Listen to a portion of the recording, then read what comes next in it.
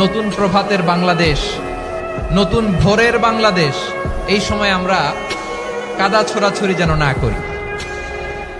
আমাদের শপথ নেওয়ার সময় এসেছে। প্রতিটি দল, নিবন্ধিত 48টি, সবগুলো দলের এখন শপথ নেওয়া উচিত যে আমরা কোনোদিন আর চাঁদাবাজি করব না, টেন্ডারবাজি করব না, দখলবাজি করব না। আমরা সবসময় দেশের পক্ষে থাকি, সবসময় দেশের পক্ষে থাকি। সেই কথাগুলো ছিল ভেরি জেনারেল।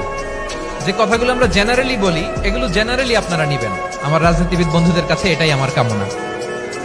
আর এই জাতীয় বার্তা যখন আমরা দেই, তখন যদি আপনি বলেন যে পারলে রাজনীতিতে আসেন, পারলে দল করে দেখান, এটা হইল? আমি কি এরকম কোনো কথা বলেছি? না। আমি একজন মুফাসসিরে কোরআন, আমি একজন আলেম। এর বাইরেও আমার সবচেয়ে বড় পরিচয়, I am a citizen of Bangladesh. আমি বাংলাদেশের একজন সাধারণ নাগরিক। আমার দেশের যে কোনো সমস্যা, যে কোনো ইনকনসিস্টেন্সি, অসঙ্গতি নিয়ে মত প্রকাশের স্বাধীনতা আমার আছে না নাই?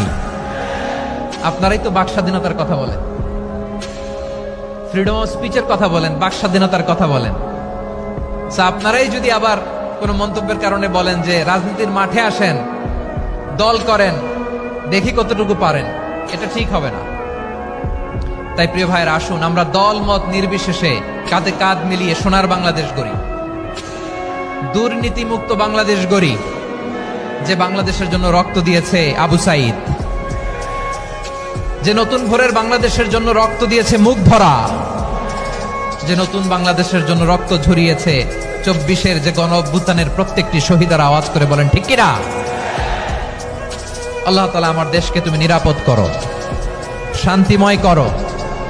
আমরা যেন স্বাধীন, সার্বভৌম বাংলাদেশে মাথা উঁচু করে বিশ্ব দরবারে দাঁড়াতে পারি। আল্লাহ তুমি তৌফিক দান করো।